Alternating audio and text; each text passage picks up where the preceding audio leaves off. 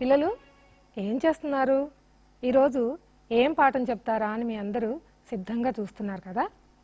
అయితే ఈరోజు మనం చెప్పుకోబోయే పాఠానికి ముందు మనకు తెలిసినటువంటి కొన్ని విషయాలను గురించి ముందు చెప్పుకుందాం. మనము నివసించేటటువంటి ఈ భూమి ఒక గ్రహం అని మీ అందరికీ తెలుసు కదా. అయితే ఈ భూమి మీద ప్రాణికోటి నివసించడానికి అవసరమైనటువంటి వేడి, వెలుతురు మనకు ఎక్కడి నుంచి లభిస్తున్నాయి? సూర్యుడి నుంచి కదా. అయితే సూర్యుడి నుంచి సూర్యుడి నుంచి నిరంతరము సౌరశక్తి ప్రసారం అవుతూనే ఉంటుందన్నమాట. సూర్యుడి నుంచి భూమి వైపుకి నిరంతరము ప్రసరించేటటువంటి ఆ సౌరశక్తిని సూర్యపుటము అంటామని కూడా మనందరికీ తెలుసు.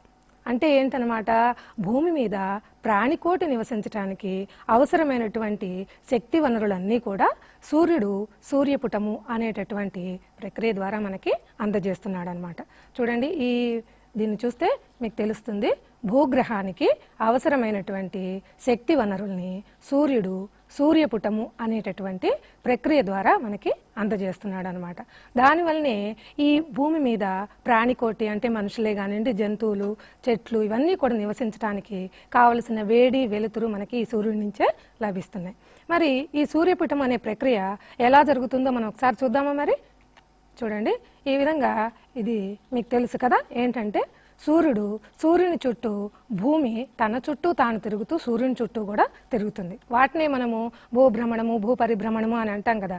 ఈ విధంగా భూమి తన చుట్టూ తాను తిరుగుతూ సూర్యుని చుట్టూ తిరిగేటప్పుడు సూర్యుడి నుంచి మనకి భూగ్రహం మీదకి, భూ ఉపరితలం మీదకి ఈ సూర్యుని యొక్క కిరణాలు పడుతూ ఉంటాయి.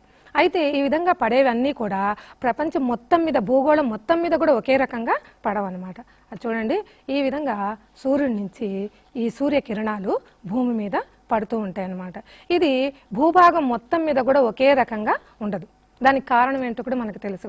ఎందుకంటే భూమధ్య రేఖకి దగ్గరగా ఉండే అక్షాంశాల మీద సూర్యకిరణాలు నిట్టనిలుగా పడతాయని, ధృవాల వద్దకి పోతున్నా కొద్దీ ఇవి ఏటవాలుగా పడతాయన్న విషయం కూడా మనకి తెలుసు అన్నమాట. తర్వాత చూడండి, ఈ విధంగా సూర్యుడి నుంచి మనకి సూర్యకిరణాలు నిరంతరము ఈ విధంగా ప్రసరిస్తూనే ఉంటాయి. వీటిని మనం ఏమంటాం? సౌరశక్తి. ఇది భూమి వైపుకు ప్రసరించేటటువంటి సౌర వికిరణం చెంది భూమికి చేరేటటువంటి దాన్నే సూర్యపుటము అని అంటాం అన్నమాట.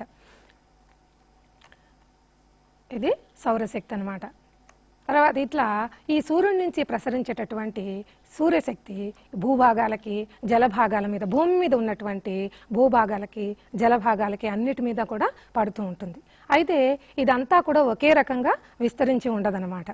ఈ విస్తరించి ఉండకపోవడం వల్ల చూడండి, ఈ విధంగా భూభాగాల మీద, తర్వాత జలభాగాల మీద కూడా ఈ సూర్యుని యొక్క కిరణాలు పడుతూ ఉంటాయి అన్నమాట. తర్వాత భూగోళం మొత్తం మీద ఉపరితలాన్ని తీసుకున్నట్లయితే దాంట్లో 1 వంతు భూభాగము, 3 వంతులు జలభాగం అన్న విషయం కూడా మనందరికీ తెలుసు అన్నమాట. చూడండి, అయితే మనకి చెప్పబోయేటటువంటి ఇప్పుడు ఏంటంటే, ఈ సూర్యుడి నుంచి వచ్చేటటువంటి దాన్నే మనం ఏమంటాము? ఉష్ణోగ్రత అని అంటాం అనమాట. ఈరోజు మనము ఉష్ణోగ్రత అనే పాఠం గురించి చెప్పుకుందాం. అయితే ఉష్ణోగ్రత అనే దాన్ని ఎట్లా, వేసవికాలం అనుకోండి. వేసవికాలం మనకి బయటికి వెళ్ళాలంటే మనకేమనిపిస్తుంది? చాలా వేడిగా ఉన్నట్లుగా అనిపిస్తుంది. అదే చలికాలం అనుకోండి, మనం ఏమంటాము? చాలా చల్లగా ఉంది అంటాం. అదేవిధంగా వర్షాకాలం అనుకోండి, అప్పుడేమనుకుంటాం మనం? వర్షం పడుతుంది. అదే వర్షం కురవడానికి ముందు ఏమనుకుంటాము? చాలా ఉక్కపోతగా ఉంది అనుకుంటాం. ఈ విధంగా వాతావరణంలో మార్పులు అనేవి వస్తూ ఉంటాయి అన్నమాట. ఒక్కొక్కసారి వేడిగా ఉంటుంది, ఒక్కొక్కసారి చల్లగా ఉంటుంది, తర్వాత ఒక్కొక్కసారి వర్షపాతం పడుతూ ఉంటుంది. ఈ విధంగా వాతావరణంలో ఉష్ణోగ్రత మారుతూ ఉంటుంది. ఒకసారి ఎక్కువ ఉంటుంది, ఒకసారి తక్కువగా ఉంటుంది, ఒకసారి మామూలుగా కూడా ఉంటుందన్నమాట. అయితే ఈ ఉష్ణోగ్రతని మనము అంటే ఏంటి? ఉష్ణోగ్రత అంటే ఏంటి అంటే, చూడండి, మనము ఏదైనా ఒక పదార్థాన్ని పొయ్యి మీద ఉందనుకోండి, వేడిగా ఉందనుకోండి, దాన్ని పట్టుకుంటే మనకేమనిపిస్తుంది? చాలా వేడిగా ఉంది అని అనిపిస్తుంది. అదే ఫ్రిడ్జ్లోదో ఐస్ క్రీమో తీసుకున్నాం అనుకోండి, అప్పుడేమనిపిస్తుంది? అది చల్లగా ఉంది అనేది తెలుస్తుంది అనమాట. అయితే ఏంటంటే, మనకి అది వేడిగా ఉందా, చల్లగా ఉందా, మామూలుగా ఉందా అనేది ఎట్లయితే తెలియజేస్తుందో దాన్నే ఉష్ణోగ్రత. ఏ విధంగా మనం తెలుసుకోగలుగుతాము? ఆ అనేది మనలోకి ప్రసరించడం వల్ల మనకి తెలుస్తుంది అనమాట. అదే వాతావరణం అయితే మనం బయటికి వెళ్ళడం మూలాన మనకి అది ఉష్ణోగ్రత వేడిగా ఉందా, చల్లగా ఉందా అనేది తెలుస్తుంది. అంటే ఏంటి? దీని ప్రకారము మనకేంటంటే ఉష్ణము యొక్క తీవ్రతను తెలియచేసేదే ఉష్ణోగ్రత. లేదా చూడండి, ఒక ప్రదేశము వేడిగా ఉందా చల్లగా ఉందా తెలియచేసేదే ఉష్ణోగ్రత అని కూడా చెప్పచ్చు. ఏదైనా ఒకటి మనకేది ఒక ప్రదేశం వేడిగా ఉందా చల్లగా ఉందో అని తెలియజేసేదే ఉష్ణోగ్రతగా మనం చెప్పచ్చు. అంటే ఉష్ణం యొక్క తీవ్రతని తెలియజేసేదే ఉష్ణోగ్రత అన్నమాట. అయితే ఈ ఉష్ణోగ్రతని మనం ఎలా చెప్తాము, దేంట్లో చెప్తాము, ఏ ప్రమాణాలలో దాన్ని తెలియజేస్తాం అన్నమాట. ఈ పట్టికను చూడండి, మీకు ఇది చూస్తే తెలుస్తుంది. సాధారణంగా మనకి వార్తాపత్రికలలో తర్వాత టీవీలో న్యూస్ వచ్చేటప్పుడు కూడా ఇలాంటివి చూపిస్తూ ఉంటారు. ఒక ప్రదేశం ఇస్తారు, ప్రదేశం యొక్క కనిష్ట ఉష్ణోగ్రత గరిష్ట ఉష్ణోగ్రత అని మనకి చెప్తారనమాట. 20 డిగ్రీలు ఉంది, 35 డిగ్రీలు ఉంది, ఈ విధంగా డిగ్రీల సెల్సియస్ ఉందని చెప్తారనమాట. అంటే ఒక రోజులో ఎంత తక్కువ ఉష్ణోగ్రత ఉంది, ఎంత ఎక్కువ ఉష్ణోగ్రత ఉంది అనేది మనకి తెలుపుతారు. ఆ తెలుపు డిగ్రీలలో అనమాట. వాటికి ఉపయోగించే ప్రమాణాలు తర్వాత వాటిని సెల్సియస్ అనే దాంట్లో చెప్తారు. ఈ వాతావరణాన్ని అసలు ఎలా కొలుస్తాం మనము? వాతావరణం కొలవడానికి దేన్ని ఉపయోగిస్తామో మీరు చెప్పండి. ఒక ఉదాహరణకి మనకు శరీరంలో వేడిగా జ్వరం వచ్చిందనుకోండి, జ్వరం దేనితో కొలుస్తాం మనము? థర్మామీటర్ కదా. అట్లాగే వాతావరణంలో ఉన్న ఉష్ణోగ్రతను కొలవడానికి కూడా ఉష్ణమాపకము అనే దాంతో కొలుస్తారనమాట, దాన్ని ఉపయోగిస్తారనమాట. ఈ ఉష్ణమాపకంలో సెంటీగ్రేడ్లు డిగ్రీలలో చూపించబడి ఉంటాయన్నమాట. వాటిని ఈ ఉష్ణోగ్రతని సాధారణంగా సెల్సియస్, ఫారెన్హీట్, కెల్విన్ డిగ్రీలలో తెలుపుతారు. చూడండి, ఉష్ణోగ్రతని ఉష్ణమాపకము ద్వారా కొలుస్తారు. ఈ ఉష్ణోగ్రతను సెల్సియస్, ఫారెన్హీట్, కెల్విన్ అనేటటువంటి డిగ్రీలలో తెలుపుతారు. మరి వీటిని ఎందుకు సెల్సియస్లలో, ఫారెన్హీట్లలో, కెల్విన్లలోనే ఎందుకు తెలియజేస్తారు అంటే దానికి వీళ్ళు వాటిని కనుక్కున్నటువంటి శాస్త్రవేత్తలు, ఉష్ణమాపకాలని కనుక్కున్నటువంటి ఒకళ్ళు ఖగోళ శాస్త్రవేత్తలు, తర్వాత వాతావరణాన్ని శాస్త్రవేత్తలు, వాళ్ళని పేర్ల మీద ఈ సెల్సియస్, ఫారెన్హీట్, కెల్విన్ అనేది వచ్చాయి. వాళ్ళ యొక్క పేర్లతోటి వీటిని డిగ్రీలలో తెలియజేస్తారనమాట. మీకు ఇప్పుడు మనము ఈ సెల్సియస్ సాధారణంగా ఈ 3 ఉన్నప్పటికీ కూడా మనం వాతావరణంలో ఉష్ణోగ్రతను తెలియజేయడానికి సెల్సియస్లలోనే ఉపయోగిస్తాం అన్నమాట. శాస్త్రవేత్తలు అందరూ కూడా ఈ ఆండర్స్ సెల్సియస్ అనేటటువంటి స్వీడన్ దేశానికి చెందిన ఖగోళ శాస్త్రజ్ఞుడి పేరు మీదనే ఈ సెల్సియస్ అనేదాన్ని కొలవడం జరుగుతుంది. ఇప్పుడు చూడండి, ఈయన ఆండర్స్ సెల్సియస్ అన్నమాట. ఈయన కనుక్కున్నటువంటిది ఇది ఉష్ణమాపకం అన్నమాట. తర్వాత ఫారెన్హీట్, మనకు మామూలుగా శరీరంలో వేడి జ్వరం వచ్చిందనుకోండి, దాన్ని కొలవడానికి ఉపయోగించేది థర్మామీటర్. మీ అందరికీ తెలిసిందే ఇది. ఇందులో పాదరస మట్టం ఉంటుంది కదా, ఈ పాదరస మట్టము మన ఉష్ణోగ్రతను బట్టి అది వేడిని బట్టి అది పెరుగుతూ ఉంటుందన్నమాట. ఈయన పేరు ఫారెన్హీట్. ఈయన జర్మనీ దేశానికి చెందినటువంటి వాడు. ఇంకా 3 ఆయన కెల్విన్ చూడండి, ఈయన స్కాట్లాండ్, ఐర్లాండ్కి చెందినటువంటి శాస్త్రవేత్త. ఈయన కూడా ఈ విధంగా ఉష్ణమాపకాన్ని కనిపెట్టాడు అనమాట. అయితే ఈయన పేరు మీద కెల్విన్లలో అబ్సల్యూట్ అని కూడా అంటారు, అబ్సల్యూట్ డిగ్రీలలో తెలియజేస్తారు, లేదా కెల్విన్ డిగ్రీలు అని కూడా అంటారు. ఈయన కనుక్కున్నటువంటిది ఉష్ణమాపకం అనమాట ఇది. అయితే మీరు ఇక్కడ ఈ చిత్రపటంలో ఒకసారి చూడండి, ఇక్కడ 2 ఉన్నాయి, కెల్విన్ ఉంది, సెల్సియస్ ఉంది. అయితే ఈ కెల్విన్కి సెల్సియస్కి తేడా ఏంటంటే 0 డిగ్రీల సెల్సియస్ అయితే దాన్ని 273 కెల్విన్లుగా చెప్తారనమాట.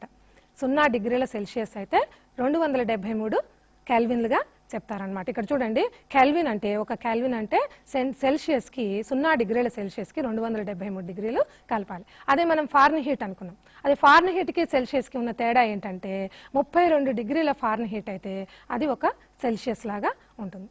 మీకు ఇంకొక చిత్రపటాన్ని చూపిస్తాను నేను. చూడండి, ఇక్కడ చూడండి, ఇక్కడ 3 ఉన్నాయన్నమాట. ఇది సెల్సియస్, ఫారెన్హీట్, కెల్విన్ అని 3 ఉష్ణమాపకాలు ఉన్నాయి. ఇందులో 0 డిగ్రీల సెల్సియస్ అంటే 32 డిగ్రీల ఫారెన్హీట్, అట్లాగే 273 డిగ్రీల కెల్విన్లతోటి సమానం అన్నమాట. ఇక్కడ చూడండి, నీరు వేడెక్కడము 100 డిగ్రీల సెల్సియస్ దగ్గర వేడెక్కింది అనుకోండి. 100 డిగ్రీలు అయితే ఇది ఫారెన్హీట్లో 212 డిగ్రీల సెల్సియస్ ఫారెన్హీట్గా మనం చెప్పచ్చు అనమాట. అదే కెల్విన్స్ అయితే 373 డిగ్రీలు. అది చూడండి, గడ్డకట్టడం. సాధారణంగా నీరు మనం ఎక్కడ అనుకుంటాము? 0 డిగ్రీల దగ్గర అని. ఈ 0 డిగ్రీల సెల్సియస్ అయితే అది 32 డిగ్రీల ఫారెన్హీట్, 273 డిగ్రీల కెల్విన్లతోటి సమానం. ఇప్పుడు మీకు అర్థమైంది కదా. అంటే 3 కూడా అనమాట, సెల్సియస్, ఫారెన్హీట్, కెల్విన్, ఈ 3 కూడా ప్రమాణంగా తీసుకుంటారు. కానీ మనం సాధారణంగా ఉపయోగించేది ఏంటంటే సెల్సియస్ అనమాట. ఉష్ణోగ్రతను ఎప్పుడు కూడా మనం సెల్సియస్లలోనే చెప్తూ ఉంటాం. అయితే భూమి మొత్తం మీద కూడా, భూ ఉపరితలం మీద ఈ ఉష్ణోగ్రత ఒకే రకంగా ప్రసరించదు అని ఇందాక మనం చెప్పుకున్నాం. అయితే మొత్తము ఒక సంవత్సరం మొత్తం యొక్క ఉష్ణోగ్రతల్ని కనుక తీసుకున్నట్లయితే భూ ఉపరితలం మొత్తం మీద సరాసరి ఉష్ణోగ్రత ఎంత ఉంటుందంటే దాదాపుగా 13 డిగ్రీల సెల్సియస్ నుంచి 15 డిగ్రీల సెల్సియస్ వరకు మారుతూ ఉంటుంది. ఎప్పుడు ప్రతి సంవత్సరం ఒకే రకంగా ఉండదన్నమాట. భూమి ఉపరితలం యొక్క సరాసరి ఉష్ణోగ్రత అన్ని సంవత్సరాలు ఒకే రకంగా ఉండదు. ఒక సంవత్సరంలో ఎక్కువ ఉండొచ్చు, ఒక సంవత్సరంలో తక్కువ ఉండొచ్చు అనమాట. ఇది సాధారణంగా 13 డిగ్రీల సెల్సియస్ నుంచి 15 డిగ్రీల సెల్సియస్కి మధ్యలో ఉంటుందని తెలుస్తుంది అనమాట. ఇక్కడ చూడండి ఒక పట్టిక, ఇది గ్రాఫ్ గనక మనం చూసినట్లయితే, ఇది ఈ ఉష్ణోగ్రతను చూసినట్లయితే ఇక్కడ మనం ఉష్ణోగ్రతలు తీసుకున్నాము. ఇక్కడ సంవత్సరాలు తీసుకుంటే ఇక్కడ 1866 నుంచి 1996 వరకు సంవత్సరాలలో తీసుకుంటే చూడండి ఈ గ్రాఫ్ ఈ విధంగా మారుతూ ఉంది కదా. అంటే 13 డిగ్రీల నుంచి మనకి 14, 15 డిగ్రీల వరకు కూడా మారుతూ ఉంటుంది. కాబట్టి ప్రతి సంవత్సరం ఒకే రకమైనటువంటి ఉష్ణోగ్రతలు ఉండాలని లేదనమాట. ఆ మనకు వచ్చేటటువంటి సౌరశక్తి యొక్క ప్రమాణాలను బట్టి ఇది కూడా ఉష్ణోగ్రత కూడా మారుతూ ఉంటుంది. వర్షాలు ఎక్కువ పడ్డాయి అనుకోండి, తర్వాత ఆ మేఘాల స్థితి వలన కానీ ఏదైనా కారణాలు కావచ్చు, వివిధ కారణాంశాలు ఉంటాయి. ఈ విధంగా ఉష్ణోగ్రత మారడానికి వివిధ రకాలైనటువంటి కారణాంశాలు ఉంటాయన్నమాట. అయితే సాధారణంగా భూమి యొక్క ఉపరితల ఉష్ణోగ్రత ఏ విధంగా మారుతుంది అంటే, ఒక ప్రదేశం యొక్క ఉష్ణోగ్రతకి సాధారణంగా ప్రభావితం చేసేవి ఒకటి అక్షాంశము, రెండవది ఎత్తు. సాధారణంగా ప్రభావితం చేసేవి ఏంటంటే ఒకటి అక్షాంశము, రెండవది ఎత్తు అనమాట. ఎలాగా అంటే ఇది చూడండి, ఈ పటం చూస్తే మీకు తెలుస్తుంది. ఇది సూర్యుడి నుంచి ఇందాక మనం చెప్పుకున్నాం, ఇట్లా సూర్యశక్తి నిరంతరము కూడా భూమి వైపుకి ఈ విధంగా ప్రసరిస్తూనే ఉంటుంది. ఈ విధంగా ప్రసరించేటప్పుడు ఈ సూర్యుని యొక్క కిరణాలు, ఇది భూమధ్య రేఖ, ఈ భూమధ్య రేఖ దగ్గర నిట్ట నిలువుగా పడుతూ ఉంటాయి. అదే ధృవాల దగ్గరకు వెళ్తున్నా కొద్దీ ఇవి ఏటవాలుగా పడుతూ ఉంటాయి అన్నమాట. ఈ ఏటవాలుగా పడడం వలన ఏమవుతుందో చూడండి. దానివలన ఈ భూమధ్య రేఖ దగ్గర చాలా వేడిగా ఉంటుంది. చూసారా, ఎర్ర రంగుతో మనకి కనిపిస్తుంది కదా, ఇక్కడంతా చాలా వేడిగా ఉంటుంది. అదే ధృవాల దగ్గర, ఇక్కడ ఆర్కిటిక్ వలయం నుంచి ఉత్తర ధ్రువం దగ్గరికి, తర్వాత అంటార్కిటిక్ వలయం నుంచి దక్షిణ ధ్రువం చాలా చల్లగా ఉంటుంది. తర్వాత ఈ మధ్య భాగాలలో కర్కట రేఖ నుంచి ఆర్కిటిక్ వలయము, అట్లాగే మకర రేఖ నుంచి అంటార్కిటిక్ వలయము, ఇక్కడ మాత్రము అంత వేడి కాకుండా అంత చల్లగా లేకుండా ఉంటుందన్నమాట. దీనికి కారణం ఏంటంటే ఈ అక్షాంశాల నుంచి, సూర్యుడి నుంచి వచ్చేటటువంటి కిరణాలు భూమధ్య రేఖకు దగ్గరగా అవి నిట్ట నిలువుగా పడతాయి. అదే ధృవాల దగ్గర అయితే ఏటవాలుగా పడతాయి అన్నమాట. ఈ విధంగా పడడం మూలాన వాటికి ఏంటంటే ప్రసరించేటటువంటి దూరము పెరగటము తగ్గటము జరుగుతుంది. ఉదాహరణకి మనం మంట దగ్గర నుంచున్నాం అనుకోండి, దగ్గరగా నుంచుంటే మనకు ఆ వేడి అనేది తొందరగా తగులుతుంది, కాబట్టి వేడి అనిపిస్తుంది. అదే దూరం వెళ్తున్న కొద్దీ దాని యొక్క ఆ ఉష్ణ తీవ్రత అనేది తగ్గుతూ ఉంటుంది, కాబట్టి దానివల్ల మనకి వేడి తక్కువగా అనిపిస్తుంది. అట్లాగే ఇక్కడ కూడా ఈ భూమధ్య రేఖ దగ్గర ఉన్నటువంటి అక్షాంశాల దగ్గర వేడి ఎక్కువగా ఉంటుంది, ధృవాల దగ్గర తక్కువగా ఉంటుందన్నమాట. చూడండి, ఇట్లా మనం అదే ప్రపంచ పటాన్ని తీసుకున్నట్లయితే ఏ దేశాలు అయితే ఈ కర్కట రేఖకి, మకర రేఖకి, భూమధ్య రేఖకి మధ్యలో ఉన్నాయో అక్కడ ఎక్కువగా ఉంటుంది. అట్లాగే ధృవాల దగ్గర ఏవైతే ఆర్కిటిక్ వలయానికి, అంటార్కిటిక్ వలయానికి పైన ఉన్నాయో అక్కడ ఉష్ణోగ్రత తక్కువగా ఉంటుంది. చూడండి, ఇది దాన్ని వివరించేటటువంటి చూడండి, ఇది భూమధ్య రేఖ ఈ విధంగా నిటారుగా పడతాయి. ఈ నిటారుగా పడడం మూలాన మీకు ఇక్కడ చూడండి దాని యొక్క దూరం తగ్గుతుంది, ప్రసరించే ఉష్ణ కిరణాలు ప్రసరించే దూరము తక్కువైతుంది. అట్లాగే వేడెక్కేటటువంటి ప్రదేశం కూడా చాలా తక్కువగా ఉంటుంది. అదే మనం ధృవాల దగ్గర తీసుకున్నాం అనుకోండి, ఇవి ప్రసరించే దూరము ఎక్కువగా ఉంటుంది, అట్లాగే వేడెక్కవలసినటువంటి భూభాగం కూడా ఎక్కువగా ఉంటుంది. ఈ కారణాల వలన అక్షాంశాలను బట్టి ఉష్ణోగ్రత మారుతూ ఉంటుంది.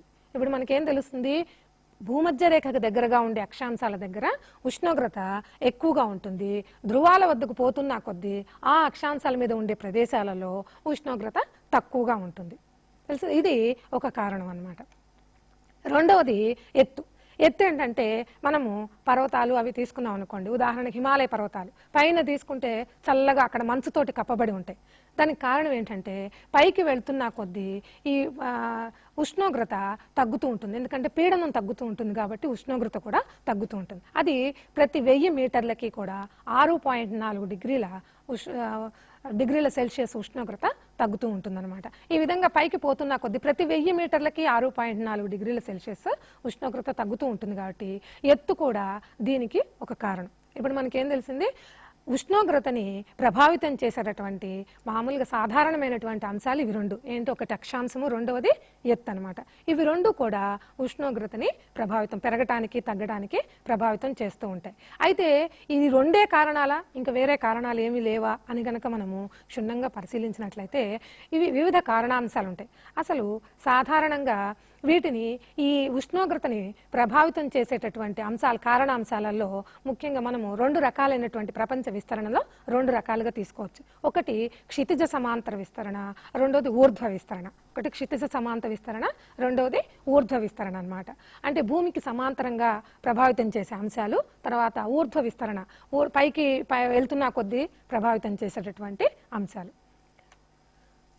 ఉష్ణోగ్రతని క్షితిజ సమాంతర విస్తరణకి కారణాంశాలను గనక మనం పరిశీలించినట్లయితే చూడండి, అక్షాంశాలు, భూమి జలాల యొక్క సాపేక్ష విస్తరణ, సముద్ర తీరం నుంచి దూరము, పవనాలు,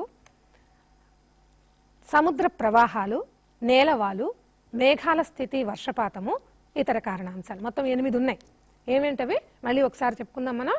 అక్షాంశాలు, రెండవది భూమి జలాల యొక్క సాపేక్ష విస్తరణ, మూడవది ఏంటంటే సముద్ర తీరం నుంచి దూరము, నాలుగోది సముద్ర ప్రవాహాలు, పవనాలు, నేలవాలు, మేఘాల స్థితి, వర్షపాతము, ఇతర కారణాంశాలు.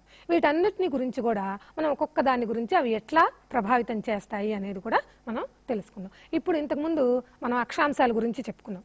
ఏంటి అక్షాంశాల గురించి ఏం చెప్పుకున్నాము, భూమధ్య రేఖకు దగ్గరగా ఉండే అక్షాంశాల మీద సూర్యకిరణాలు నిట్ట నిలువుగా పడతాయి కాబట్టి అక్కడ ఉష్ణోగ్రతలు ఎక్కువగా ఉంటాయని చెప్పుకున్నాము. అదే ధృవాల వద్దకి పోతున్న కొద్దీ ఏటవాలుగా పడతాయి, వేడెక్కవలసినటువంటి భూభాగం కూడా ఎక్కువగా ఉంటుంది కాబట్టి అక్కడ ఉష్ణోగ్రతలు తక్కువగా ఉంటాయి అని కూడా చెప్పుకున్నాం కదా. అయితే ఇప్పుడు మొట్టమొదటిది అక్షాంశాలు. ఈ అక్షాంశాలని కనుక చూస్తే సూర్యకిరణాలు భూమి ఉపరితలంపై పడే కోణము ఎప్పుడూ కూడా మారుతూ ఉంటుంది. అక్షాంశాన్ని బట్టి సూర్యకిరణాలు భూమి ఉపరితలంపై పడే కోణము మారుతూ ఉంటుందన్నమాట. అంటే అది ఎలా మారుతుందో మనం ఒకసారి చూద్దాం. చూడండి, ఈ పటాన్ని కనుక చూసినట్లయితే మీకు తెలుస్తుంది. అక్షాంశాలు ఇది భూమధ్య రేఖ. ఈ సూర్యకిరణాలు ఈ విధంగా పడుతుంటే ఇక్కడ దూరము తక్కువగా ఉంది, ఇక్కడ ధృవాల దగ్గరికి వెళ్ళేసరికి ఏటవాలుగా పడుతున్నాయి కాబట్టి దూరము ఎక్కువగా ఉంది. ఇవన్నీ కూడా అక్షాంశాలు. ఈ అక్షాంశాలను బట్టి ఈ ప్రసరించే దూరాన్ని బట్టి అయితేనేమి, అవి సూర్యకిరణాలు వేడి చేయవలసినటువంటి భాగాన్ని బట్టి అయితేనేమి ఇది మారుతూ ఉంటుందన్నమాట. ఇంకా ఈ చిత్రపటాన్ని కూడా చూడండి, మీకు బాగా అర్థమవుతుంది. ఇది సూర్యుడు పడే కోణం అనమాట. ఏ విధంగా పడుతుంది, ఇది సూర్యుడి నుంచి ఈ విధంగా కిరణాలు ప్రసరిస్తూ ఉంటే ఇక్కడ లంబంగా పడుతున్నాయి కదా, కనిపిస్తోంది కదా మీకు. అట్లాగే కాబట్టి ఇక్కడ ఏమైతుంది, భూభాగం చాలా తక్కువగా ఉంది. అట్లాగే చూడండి, ధృవాల దగ్గరికి పోతున్న కొద్దీ ఈ కోణం అనేది పెరుగుతూ ఉందన్నమాట. ఏటవాలుగా పడుతుంది కదా, కాబట్టి ఈ కోణం పెరగడం వలన ఇక్కడ ఎక్కువ భాగాన్ని భూభాగాన్ని వేడి చేయవలసి ఉంటుందన్నమాట. అంటే ఏంటన్నమాట, ఇప్పుడు మీకు బాగా అర్థమై ఉంటుంది. అక్షాంశాన్ని బట్టి సూర్యకిరణాలు పడేటటువంటి కోణం మారుతూ ఉంటుంది. అది మారడం వలన అది వేడి చేయవలసినటువంటి భూభాగము అది కూడా పెరుగుతూ ఉంటుంది. కాబట్టి తక్కువైనప్పుడు తక్కువ ఉంటుంది, ఎక్కువైనప్పుడు ఎక్కువ ఉంటుంది. దీనివలన ఉష్ణోగ్రత అనేది మారుతూ ఉంటుందన్నమాట. ఈ విధంగా అక్షాంశాలు ఉష్ణోగ్రత మీద ప్రభావాన్ని చూపిస్తాయి. మనం రెండోది ఏమనుకున్నాము, భూమి జలాల యొక్క సాపేక్ష విస్తరణ. ఉదాహరణకి ఇప్పుడు జలభాగాలతో మనం పోల్చామనుకోండి, భూభాగాలు తొందరగా వేడెక్కుతాయి, తొందరగా చల్లారుతాయి. దీనివల్ల ఏమవుతుందంటే ఒకే అక్షాంశం మీద ఉన్న భూభాగాలలో ఉష్ణోగ్రతలలో తేడాలు అనేవి వస్తాయి. మళ్ళీ ఒకసారి చదువుదామా, చూడండి.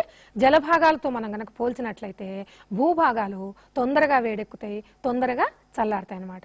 దీనివలన ఫలితం ఏంటంటే ఒకే అక్షాంశం మీద ఉన్నటువంటి భూభాగాలలో ఉష్ణోగ్రతలలో మార్పులు అనేవి ఉంటాయన్నమాట. మనము ఉదాహరణకు చిన్న ఉదాహరణ తీసుకోండి. మనము వేసవి కాలంలో ఒక బకెట్తో నీళ్లు పెట్టామనుకోండి బయట, ముందు భూమి వేడెక్కుతుంది, వెంటనే నీళ్లు పెట్టిన వెంటనే నీళ్లు వేడెక్కవు. ఎండ రాగానే ఉష్ణోగ్రత రాగానే మనకి భూభాగం వేడెక్కినంత తొందరగా నీళ్లు వేడెక్కవు.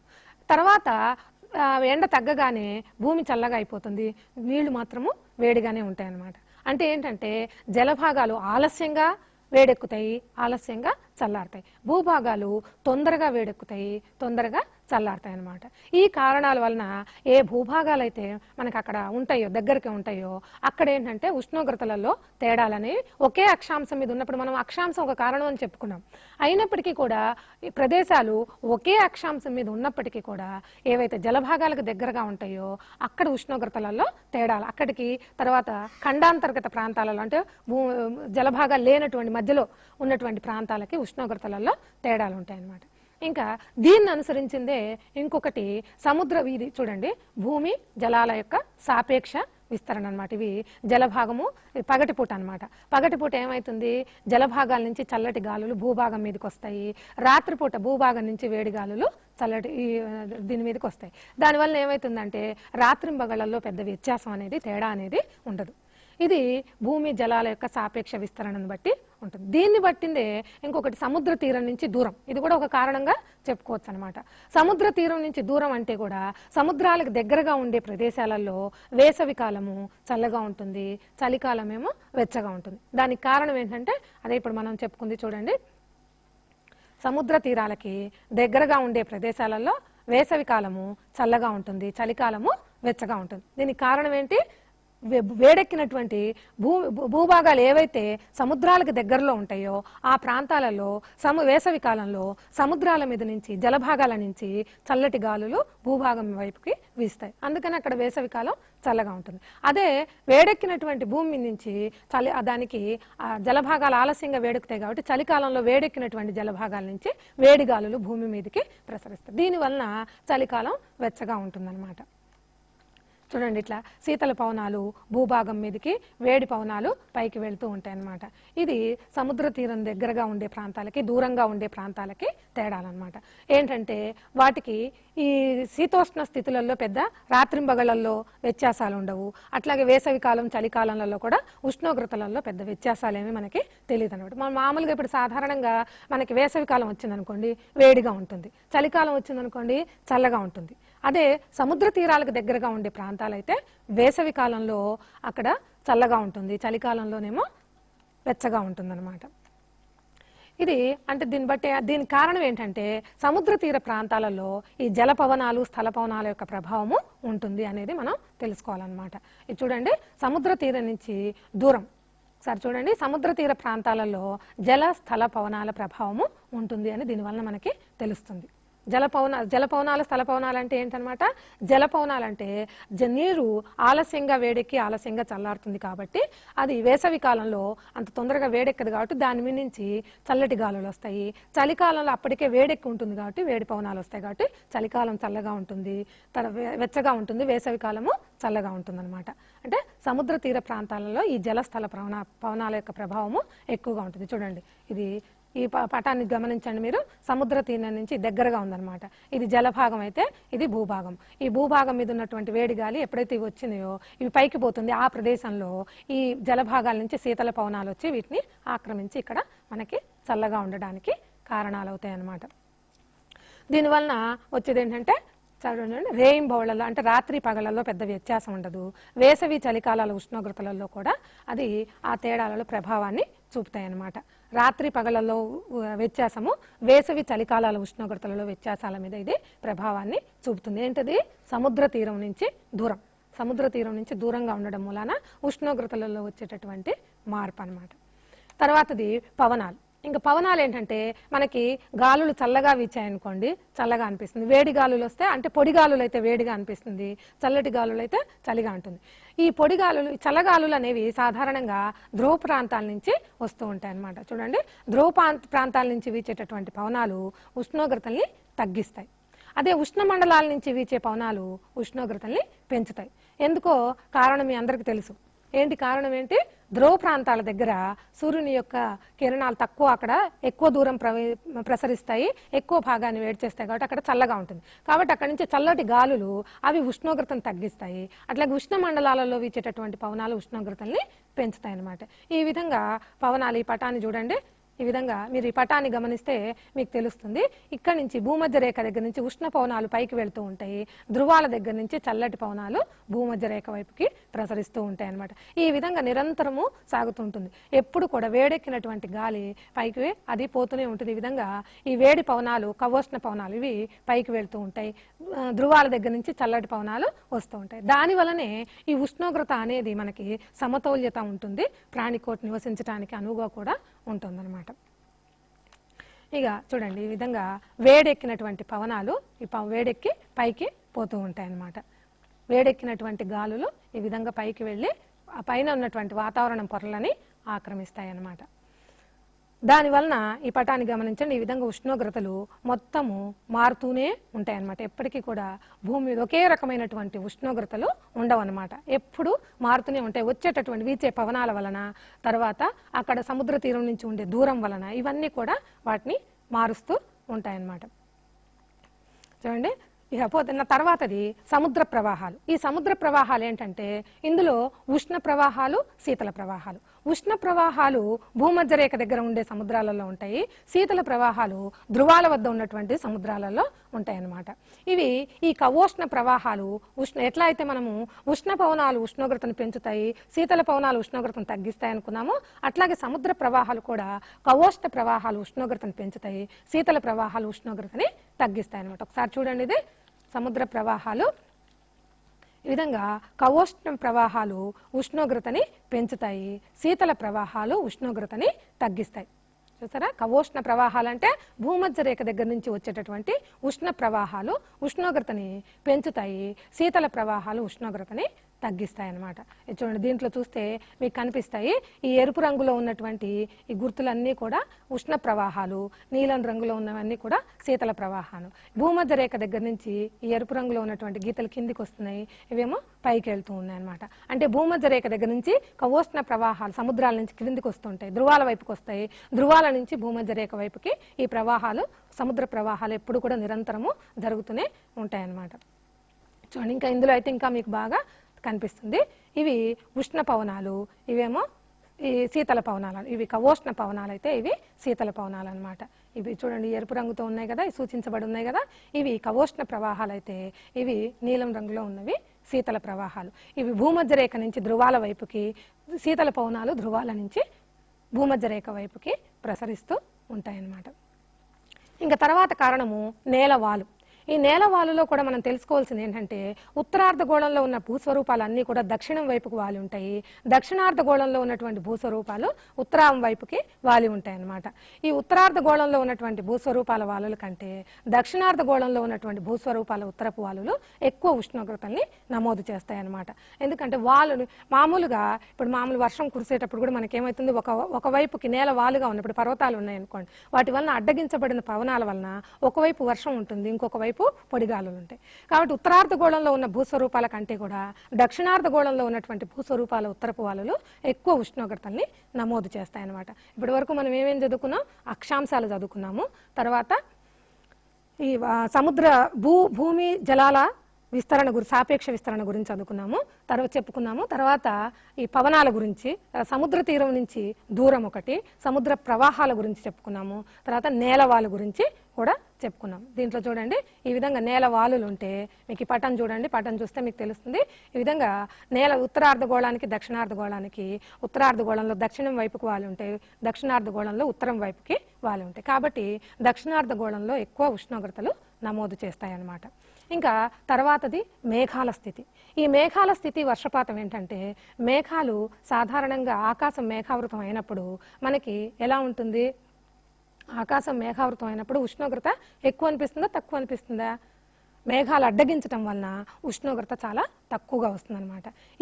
ఈ మేఘాలు పట్టి ఉండడం మూలాన ఏమవుతుంది, పగటిపూట జరిగేటటువంటి సూర్యపుటం, మనం సూర్యపుటం అంటే ఇందాక చెప్పుకున్నాం, పగటిపూట ఉండేటటువంటి సూర్యపుటానికి రాత్రిపూట వచ్చేటటువంటి భూ వికిరణానికి అవరోధాన్ని కలిగిస్తాయి. ఒకసారి చూడండి అమ్మా, మేఘాలు పగటిపూట సూర్యపుటానికి, రాత్రిపూట భూ వికిరణానికి అవరోధాన్ని కలిగిస్తాయి. సాధారణంగా ఏమవుతుంది, మనకి పగటిపూట సూర్యుడి నుంచి వచ్చేటటువంటి సూర్యపుటం, మనం భూమి వైపుకి ప్రసరించే సౌరశక్తిని సూర్యపుటం అనుకున్నాం కదా, అది రాత్రి రాత్రిపూట ఏమవుతుంది, చల్లబడుతుంది కాబట్టి భూ వికిరణం మళ్ళీ దాన్ని వికిరణం చెందిస్తుంది అనమాట. ఇవి రెండు కూడా ఆకాశం మేఘావృతం అయినప్పుడు ఈ రెండిటికి కూడా మేఘాలు అవరోధాన్ని కలిగిస్తాయి అన్నమాట. అది ఎలాగో ఒక్కసారి చూడండి. మీకు ఇది చూస్తే ఈ చిత్రాన్ని కనుక గమనించినట్లయితే మీకు తెలుస్తుంది. చూడండి, ఈ విధంగా సూర్యకిరణాలు పడినప్పుడు మనకి వేడి బాగా కనిపిస్తుంది, చూసారా. అయితే ఎప్పుడైతే మేఘాలు పడతాయో ఈ మేఘం వచ్చినప్పుడు సూర్యకిరణాలు ఇక్కడ దాకా రాకుండా పైననే అవి మళ్ళీ పైకి వెళ్ళిపోతాయి. దానివలన ఏమవుతుంది, ఉష్ణోగ్రతలో మార్పులు అనేవి వస్తాయన్నమాట. ఈ విధంగా రావడం వలన ఈ మేఘాల వలన కూడా వర్షపాతం కురవడం వలన కూడా వీటిల్లో మార్పు అనేది వస్తుందన్నమాట. చూడండి, ఏమనుకున్నాం మనం, మేఘాలు పగటిపూట జరిగేటటువంటి సూర్యపుటానికి, రాత్రిపూట జరిగేటటువంటి భూ వికిరణానికి ఇది అవరోధాన్ని కలిగిస్తాయన్నమాట. ఈ విధంగా వచ్చే సూర్యుడి నుంచి వచ్చేటటువంటి సూర్యపుటానికి, తర్వాత రాత్రిపూట జరిగేటటువంటి భూ వికిరణానికి ఈ మేఘాలు అవరోధాన్ని కలిగిస్తాయి. దానివలన కూడా ఉష్ణోగ్రతలలో మార్పులు వస్తూ ఉంటాయి అన్నమాట. చూడండి, ఈ పటం చూస్తే ఇంకా మీకు ఇక్కడ ఈ విధంగా సూర్యుడి నుంచి వచ్చేటటువంటి దాంట్లో మొత్తం కూడా భూమిని చేరదు కదా, కొంత వికిరణం చెందుతుంది, కొంత పరావర్తనం చెందుతుంది. ఇవి మేఘాలు అడ్డు వచ్చినప్పుడు పూర్తిగా దానికి ఏంటంటే ఆ ఉష్ణోగ్రతని మార్పు చేసే అవకాశం కలుగుతుందన్నమాట. ఇంకా ఇతర కారణాంశాలు ఏంటంటే నేలల స్వభావము, అడవులు, ఎడారి పవనాలు ఇవి కూడా ఉష్ణోగ్రతని ప్రభావితం చేస్తాయి. ఎలా చేస్తాయి చూడండి, నేలల స్వభావము, తర్వాత అడవులు ఎక్కువగా ఉన్నాయనుకోండి. అడవులు ఎక్కువగా ఉంటే మనకి సాధారణంగా చెట్లు ఎక్కువగా ఉంటే గాలి ఉంటుంది కాబట్టి ఉష్ణోగ్రత చాలా తక్కువగా ఉంటుంది. అట్లాగే ఎడారి ప్రదేశాలలో వేడి గాలులు ఎక్కువగా ఉంటాయి కాబట్టి అక్కడ వేడి ఎక్కువగా ఉంటుంది. ఈ విధంగా ఉష్ణోగ్రతల్ని మారుస్తూ ఉంటాయన్నమాట. చూడండి, చెట్లు ఎక్కువగా ఉన్న చోట అయితే మనకి తక్కువ ఉష్ణోగ్రత నమోదవుతుంది. చెట్లు లేనటువంటి మామూలు పొడి నేలల్లో అయితే ఎక్కువ ఉష్ణోగ్రతలు నమోదవుతాయి. అలాగే ఎడారులలో కూడా ఎక్కువగా ఉంటుంది. ఈ ఉష్ణ వికిరణం అనేది పొడి నేలల్లో ఎక్కువగా ఉంటుంది, అటవీ ప్రాంతాల్లో తక్కువగా ఉంటుంది. చూడండి, ఉష్ణ వికిరణము పొడి నేలల్లో ఎక్కువగా ఉంటుంది, అటవీ ప్రాంతాలలో తక్కువగా ఉంటుంది. ఎందుకంటే చెట్లు ఉండడం మూలాన కొంతవరకు ఉష్ణోగ్రతను అవి ఇది చేసుకుంటాయి అన్నమాట. చూడండి, ఇవి అడవులు, ఈ విధంగా దట్టమైన అడవులు ఉన్నాయనుకోండి, అప్పుడు ఉష్ణోగ్రత తక్కువ. భూమధ్య రేఖా ప్రాంతం తీసుకున్నాం అనుకోండి, అక్కడ చెట్లు ఎక్కువ కాబట్టి ఇంత ఉష్ణోగ్రతకి నీరు ఆవిరైపోయి సాయంత్రం మధ్యాహ్నం అయ్యేసరికి వర్షపాతం సంభవిస్తుంది. దానివలన ఉష్ణోగ్రతలలో చాలా తేడాలు ఉంటాయన్నమాట. ఇవి లోయలు పవనాలు ఉన్నప్పుడు కూడా ఇది ఉష్ణోగ్రతని ఈ విధంగా ప్రభావితము చేస్తూ ఉంటాయన్నమాట. అయితే ఎడారులు అనుకున్నాం. ఈ ఎడారుల నుంచి వీచేటటువంటి పవనాలు ఏంటంటే ఫాన్, చినుక్, అవి ఉష్ణ పవనాలు అయితే మిస్ట్రల్, బోరా ఇవి శీతల పవనాలు. చూడండి, ఎడారుల నుంచి వీచేటటువంటి ఫాన్, చినుక్ ఇవి ఉష్ణ పవనాలు, మిస్ట్రల్, బోరా లాంటివి శీతల పవనాలు అన్నమాట. వీటి యొక్క ప్రభావం కూడా ఉష్ణోగ్రత మీద ఉంటుంది. మనము ఈ పటాన్ని గమనిస్తే బాగా తెలుస్తుంది. మీకు ఇందాక చెప్పా కదా, ఈ విధంగా ఈ పర్వతాల చేత అడ్డుకోబడినప్పుడు ఇక్కడ ఏమవుతుంది, మనకి వర్షపాతం అంతా ఇక్కడే ఇది వర్షపాతానికి అభిముఖంగా ఉందన్నమాట, పవనాభిముఖంగా ఉన్నాయి. ఇటు వెళ్ళేసరికి వర్షపాతము తక్కువగా ఉంటుంది. ఉదాహరణకి మనకి బ్రిటిష్ కొలంబియా గనక తీసుకున్నట్లయితే కెనడాలో ఈ విధంగా ఈ పొడిగాలులు రావడం మూలాన ఇవి ఉష్ణోగ్రతని ప్రభావితం చేస్తాయి. అట్లాగే రాకీ పర్వతాలు తీసుకుంటే కూడా ఫాన్, ఇందాక చిన్నీకు చెప్పుకున్నాం, ఇప్పుడు ఫాన్, ఇవి కూడా అట్లాగే ఈ పర్వతం ఉన్న వైపుకి ఒక పక్క వర్షపాతం పడుతుంది, ఇంకొక పక్క పొడిగాలులు ఉండడం వలన ఇవి ఈ ప్రాంతాలలో ఇటుపరక్క ప్రాంతాలలో ఉండే వాళ్ళకి ఇవి ఉష్ణ పవనాలు, వేడి పవనాలు ఎక్కువగా వస్తాయి అన్నమాట. ఇంకా శీతల పవనాలను కనుక తీసుకున్నట్లయితే ఈ ఫ్రాన్స్, ఇటలీలో ఇక్కడ మనకి మిస్ట్రల్ అనేటటువంటి ఈ మిస్ట్రల్ అనే ప్రాంతంలో ఈ విధంగా శీతల పవనాలు వీస్తూ ఉంటాయి అన్నమాట. ఇవి బోరా, మిస్ట్రల్ ఇవన్నీ కూడా ఇక్కడే అనమాట. ఈ ప్రాంతంలో మనకి అడ్రియాటిక్ సముద్ర ప్రాంతంలో ఇటలీ దగ్గర ఈ బోరా, మిస్ట్రల్ అనేటటువంటి శీతల పవనాలు వీస్తూ ఉంటాయి అన్నమాట. ఇప్పటి వరకు మనము ఉష్ణోగ్రత యొక్క క్షితిజ సమాంత విస్తరణ గురించి చెప్పుకున్నాం. రెండోది ఏం చెప్పుకున్నాం మనం, ఊర్ధ్వ విస్తరణ. ఈ ఊర్ధ్వ విస్తరణ ఏంటంటే సాధారణంగా ఈ వేడెక్కినటువంటి గాలి ఎక్కడికి వెళ్తుంది, పైన వాతావరణంలోని పై పొరలకి వెళ్తుంది. దాన్ని మనం ఏమంటాం, వహన క్రియ, కండక్షన్ ద్వారా వెళ్ళింది. అది భూ వికిరణం వలన వాతావరణం అంతా కూడా వేడెక్కుతుంది అనమాట. ఈ వహన క్రియ ద్వారా సంభవించేటటువంటి భూ వికిరణం వలన వాతావరణము వేడెక్కుతుందనమాట. ఈ విధంగా వేడెక్కడం వలన దానివలన భూమి ఉపరితలాన్ని ఆనుకుని ఉండేటటువంటి వాతావరణం యొక్క అట్టడుగు పొరలు పై పొరల కంటే వేడిగా ఉంటాయి. భూమి ఉపరితలాన్ని ఆనుకుని ఉండేటటువంటి వాతావరణం యొక్క అట్టడుగు పొరల దాని పై పొరల కంటే చాలా వేడిగా ఉంటుంది. చూడండి ఒకసారి, భూ ఉపరితలాన్ని ఆనుకుని ఉండే వాతావరణం యొక్క అట్టడుగు పొర దాని పై పొరల కంటే వేడిగా ఉంటుంది. అంటే అందుకనే మనకి ఈ ఉష్ణోగ్రత దీనివల్ల చూడండి ఈ విధంగా ఇవి ఉష్ణోగ్రతలు ప్రపంచం మొత్తం మీద కూడా ఈ విధంగా మారుతూ ఉంటాయన్నమాట. ఎప్పుడు కూడా సంవత్సరం మొత్తం ఒకే రకంగా అన్ని ఒకే ప్రదేశంలో ఒకే రకంగా ఎప్పటికీ ఉండదు. ఈ విధంగా మారుతూనే ఉంటాయన్నమాట. ఇకపోతే మనం తెలుసుకోవాల్సింది ఉష్ణోగ్రత యొక్క సాధారణ క్షీణతా క్రమం. సాధారణ క్షీణతా క్రమం అంటే చూడండి, ఇది భూ ఉపరితలం నుంచి ఎత్తుకు పోయే కొద్దీ సగటున ప్రతి కిలోమీటర్ కంటే 1000 మీటర్లకి 6.4 డిగ్రీల సెంటీగ్రేడ్ చొప్పున ఉష్ణోగ్రత తగ్గుతూ ఉంటుందన్నమాట. 6.4 డిగ్రీల ఉష్ణోగ్రత తగ్గుతూ ఉంటుంది. అదే ఇందాక మనం చూసాం కదా, ఎత్తు కూడా ఒకటి, ఉష్ణోగ్రతని ప్రభావితం చేసే అంశాలలో ఎత్తు కూడా ఒకటి. ఈ భూ ఉపరితలం నుంచి ఎత్తుకు పోతున్న కొద్దీ ప్రతి 1000 మీటర్లకి 6.4 డిగ్రీల ఉష్ణోగ్రత తగ్గుతూ ఉంటుంది. దీన్ని ఉష్ణోగ్రత సాధారణ క్షీణతాక్రమము అని అంటారు. ఉష్ణోగ్రత యొక్క సాధారణ క్షీణతాక్రమము అని అంటారనమాట. దానికి విరుద్ధంగా ఏమవుతుంది, ఉష్ణోగ్రత విలోమనం. అంటే ఈ సాధారణ క్షీణతాక్రమానికి విరుద్ధంగా ఎత్తుగా ఉండే ప్రాంతాలలో ఒక్కొక్కసారి ఎక్కువ ఉష్ణోగ్రతలు ఉండొచ్చు, వేడిగా ఉండొచ్చు. అదే పల్లపు ప్రాంతాలలో తక్కువ ఉష్ణోగ్రతలు కూడా ఉండొచ్చు. మరి దీనికి కూడా ఒకసారి నిర్వచనం చూడండి. ఉష్ణోగ్రత విలోమనం సాధారణ క్షీణతాక్రమము, దానికి భిన్నంగా ఎత్తుగా ఉండే ప్రాంతాలు ఎక్కువ వేడిగాను, పల్లపు ప్రాంతాలు తక్కువ వేడిగాను ఉంటాయి. కాకపోతే ఇది చాలా అరుదుగా చాలా తక్కువ ప్రదేశాలలో ఇలాంటిది సంభవిస్తూ ఉంటుందన్నమాట. సాధారణ క్షీణతాక్రమం కాకుండా విలోమనం, దానికి విరుద్ధంగా అనమాట, దానికి భిన్నంగా ఎత్తుగా ఉండే ప్రాంతాలలో ఎక్కువ వేడి ఉంటుంది, పల్లపు ప్రాంతాలలో తక్కువ వేడి ఉంటుంది. దానికి ఎక్కడెక్కడ ఎలాంటి ప్రదేశాలలో ఉంటుంది అంటే సాధారణంగా ఇరుకుగా ఉండేటటువంటి లోయలలో, అట్లాగే రాత్రి ప్రమాణం ఎక్కువగా ఉండేటటువంటి ప్రదేశాలలో, తర్వాత ఉపరితలం అంతా మంచుతో కప్పబడి ఉండేటటువంటి ప్రదేశాలలో ఇలాంటి పరిస్థితులు చాలా అరుదుగా సంభవిస్తూ ఉంటాయన్నమాట. చూడండి పటాన్ని చూడండి, ఇరుకుగా ఉండేటటువంటి పర్వతపు లోయలు, తర్వాత ఈ రాత్రి ప్రమాణం ఎక్కువగా ఉండేటటువంటి చలికాలంలో, తర్వాత మంచు చేత కప్పబడి ఉండేటటువంటి ప్రాంతాలలో ఇలా ఉష్ణోగ్రతలలో తేడాలు అనేవి వస్తూ ఉంటాయన్నమాట. ఈ ఉష్ణోగ్రత ఇరుకుగా ఉండే పర్వత ప్రాంతపు లోయలు, రాత్రి ప్రమాణం ఎక్కువగా ఉండే చలికాలము, భూ ఉపరితలం మంచు పొర చేత కప్పబడి ఉన్న ప్రాంతాలలో ఈ ఉష్ణోగ్రత విలోమనం అనేది సంభవిస్తూ ఉంటుందన్నమాట. అయితే ఇది ఎప్పుడు అన్ని చోట్ల ఉండదు, ఎక్కడో చాలా అరుదుగా కొన్ని ప్రాంతాలలో మాత్రమే ఉంటుందన్నమాట. చూడండి ఈ పటం చూస్తే ఇరుకుగా ఉండేటటువంటి పర్వత ప్రాంతాలు ఉండడం వల్ల అక్కడ పీడనం ఎక్కువయ్యి దానివలన ఉష్ణోగ్రత ఎక్కువయ్యే అవకాశాలు ఉంటాయన్నమాట. ఇది ఇంతవరకు హలో హలో ఈ అత్యధిక హలో హలో హలో నమస్తే మేడం. నమస్తే సార్. నమస్తే సార్. ఏం లేదు, చెప్పండి సార్.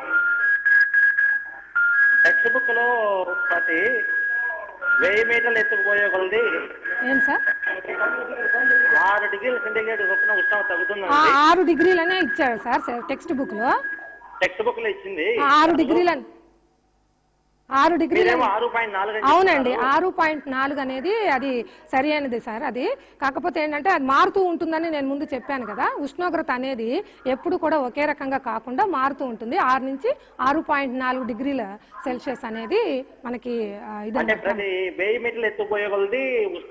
ఎత్తుకుపోయే కొలది తగ్గుతూ ఉంటుంది సార్. 6.4 అనేది అది మనకి బుక్ లో అట్లా వచ్చింది, కానీ 6.4 అనేది అదేనా అంటే మనము 6 డిగ్రీల వరకు 6 డిగ్రీలు కూడా మనం దీన్ని ప్రమాణంగా తీసుకోవచ్చు సార్.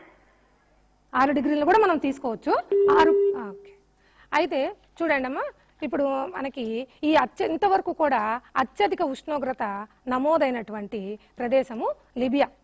ఆఫ్రికా ఖండంలోని లిబియా దేశంలో అజీజియా అనే ప్రాంతంలో ఇంతవరకు మనకి అత్యధిక ఉష్ణోగ్రత నమోదైంది. అట్లాగే అత్యల్ప ఉష్ణోగ్రత అంటార్కిటికాలోని ఓస్టాక్ అనే ప్రాంతంలో నమోదైందనమాట. అయితే ఇప్పటి వరకు మనము ఈ ఉష్ణోగ్రతల గురించి చెప్పుకున్నాం. అయితే ఈ ఉష్ణోగ్రతలు తెలుసుకోవడానికి ఒకే ఉష్ణోగ్రత ఉండేటటువంటి ప్రాంతాలను కనుక మనం కలుపుతూ ఊహారేఖల్ని గీయడం జరిగింది. వాటిని సమోష్ణోగ్రత రేఖలు అని అంటారు. ఒకసారి చూడండి అమ్మా, ఒకే ఉష్ణోగ్రత కలిగి ఉండేటటువంటి ప్రదేశాలను కలుపుతూ గీచే రేఖలని సమోష్ణోగ్రత రేఖలు అని అంటారు.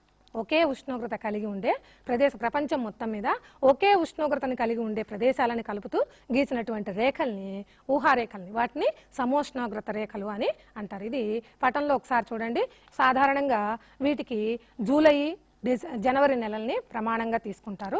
ఆ నెలలలో ఉండేటటువంటి ఉష్ణోగ్రతల ఆధారంగా ఈ విధంగా గీయడం అనేది జరుగుతుందన్నమాట. ఇట్లా ఈ ప్రదేశాలలో ఇప్పుడు ఈ గీతలు కనిపిస్తున్నాయి కదా, మీవి ఒకే రకమైనటువంటి ఉష్ణోగ్రత ఉందన్నమాట. ఈ ఒకే రకమైన ఉష్ణోగ్రత కలిగినటువంటి ప్రదేశాలలో గీసినటువంటి రేఖల్ని సమోష్ణోగ్రత రేఖలు అని అంటారు. అట్లాగే సమవర్షపాత రేఖలు, తర్వాత సమభార రేఖలు అని కూడా ఉన్నాయన్నమాట. అంటే సమానమైనటువంటి పీడనం కలిగిన ప్రదేశాలను కలుపుతూ గీసే రేఖల్ని సమభార రేఖలు అంటారు. సమానమైన వర్షపాతాన్ని, ఒకే రకమైన వర్షపాతం కలిగిన ప్రదేశాలను కలుపుతూ గీసే రేఖల్ని సమవర్షపాత రేఖలు అని అంటారు. ఇంతవరకు మనం ఈ పాఠం చదువుకున్నాం కదా.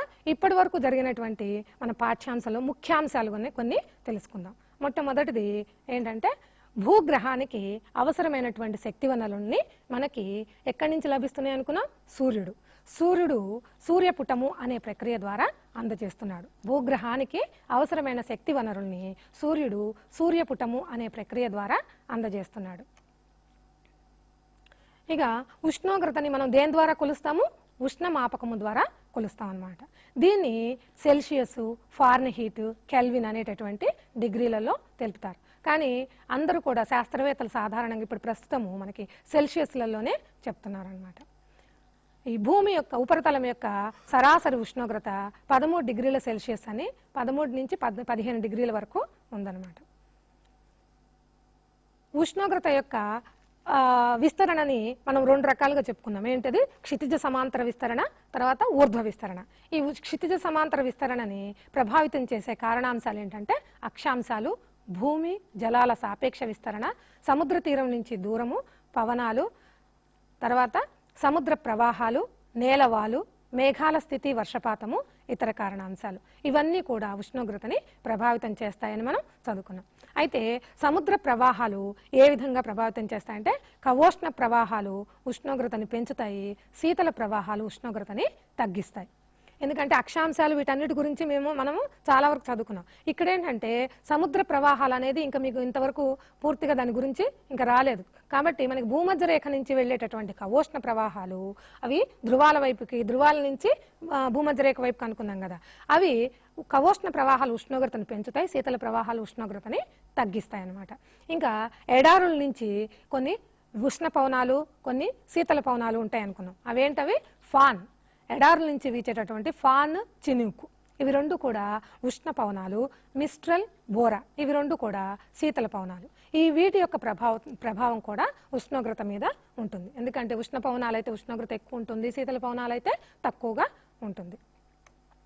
తర్వాత సాధారణ క్షీణతాక్రమం, ఇది ఊర్ధ్వ విస్తరణలో మనం చెప్పుకున్నాం.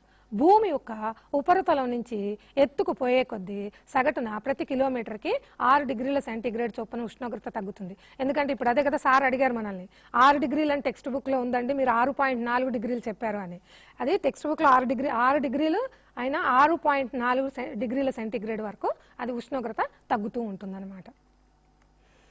ఇక ఉష్ణోగ్రత యొక్క విలోమనం, ఇదేంటంటే సాధారణ క్షీణతాక్రమానికి భిన్నంగా ఎత్తుగా ఉండేటటువంటి ప్రాంతాలలో ఎక్కువ వేడి ఉంటాయి, పల్లవు ప్రాంతాలు తక్కువ వేడిగా ఉంటాయి అన్నమాట. దీన్ని మనము ఉష్ణోగ్రత విలోమనం అని అంటాం. ఇది తర్వాత ఒకే ఉష్ణోగ్రతను కలిగి ఉండేటటువంటి ప్రదేశాలని కలుపుతూ గీచేటటువంటి రేఖల్ని మనము సమోష్ణోగ్రత రేఖలు అని అంటారు. అట్లాగే ఇందాక చెప్పాను కదా, ఒకే వర్షపాతాన్ని కలిగి ఉండే ప్రదేశాలని, సమానమైనటువంటి వర్షపాతాన్ని కలిగి ఉండే ప్రదేశాలని కలుపుతూ గీచేటటువంటి రేఖల్ని సమవర్ష రేఖలు అంటారు. అట్లాగే ఒకే పీడనం కలిగి ఉండే ప్రాంతాలని సమభార రేఖలు అని అంటారు. అంటే ఇప్పుడు మనము ఉష్ణోగ్రత గురించి మనం ఏంటంటే పాఠము ఏమేమి నేర్చుకున్నాం. ఇప్పుడు ఉష్ణోగ్రతలో మనం ఉష్ణోగ్రత అంటే ఏమిటి, ఉష్ణోగ్రతని ప్రభావితం చేసే అంశాలేంటి, ఎన్ని రకాల విస్తరణ ఉంది, ఈ విస్తరణలో ప్రభావితం చేసే కారణాంశాల గురించి చదువుకున్నాము. ఏ ఏ నెలలలో ఈ ఉష్ణోగ్రతని ప్రమాణంగా తీసుకుంటారు, ఈ సమోష్ణోగ్రత రేఖల్ని ప్రపంచ పటంలో ఏ విధంగా వాటిని గుర్తిస్తారనేది కూడా మనం చదువుకున్నాం కదా పిల్లలు. మీ అందరికీ బాగా అర్థమైంది అనుకుంటాను పాఠము. ఇంకా దీంట్లో ఈ పాఠాన్ని మీరు ఇంటికి వెళ్ళాక కూడా చదువుకుని దాంట్లో ఉన్నటువంటి సందేహాల్ని మీ మాస్టర్ల ద్వారా తెలుసుకుంటారు.